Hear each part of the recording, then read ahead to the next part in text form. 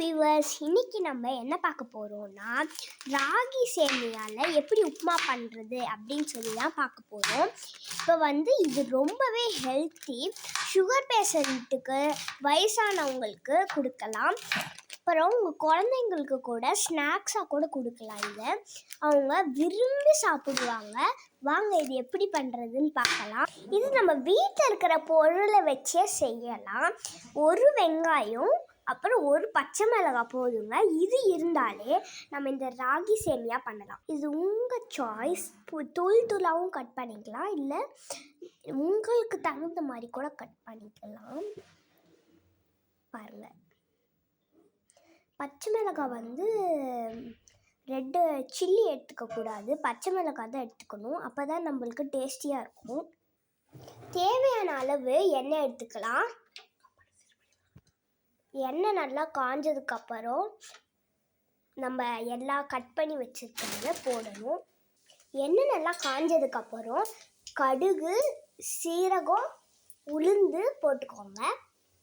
உளுந்து நல்லா கோல்டன் கலரில் வரணும். அதுக்கப்புறமா பச்சை மிளகாய் போட்டுக்கோங்க.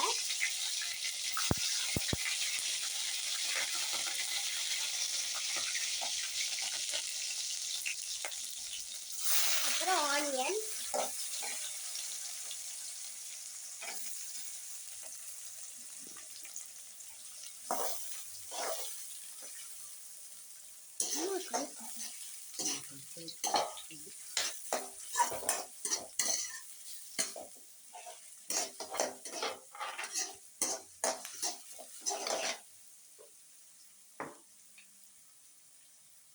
நெக்ஸ்ட்டு ஒரு கரண்டி அளவுக்கு உப்பு போட்டுக்கோங்க.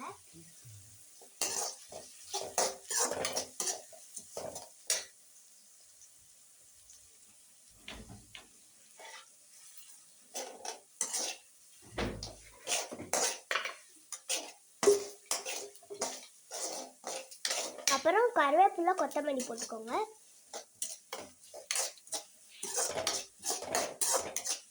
கருவேப்பிலை மட்டும் போட்டுக்கோங்க.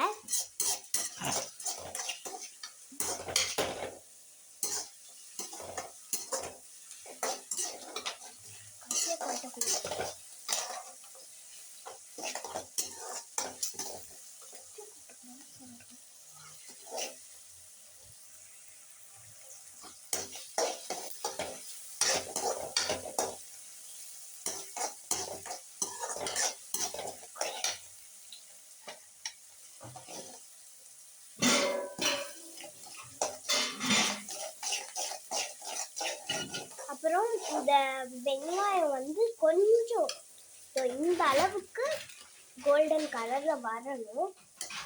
அதுக்கப்புறமேட்டு கொஞ்ச நேரம் மிக்ஸ் பண்ணிக்கிட்டே இருங்க. அப்புறம் கொஞ்சமாக ஒரு சொம்பு அளவுக்கு தண்ணி ஊற்றிக்கோங்க.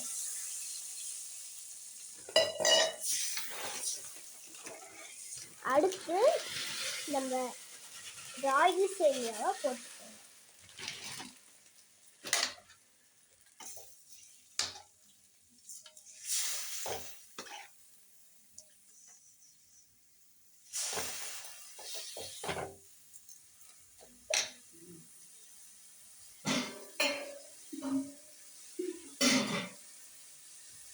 போட்டதுக்கப்புறம் தான் தெரியும், தண்ணி அளவு பார்த்துக்கோங்க.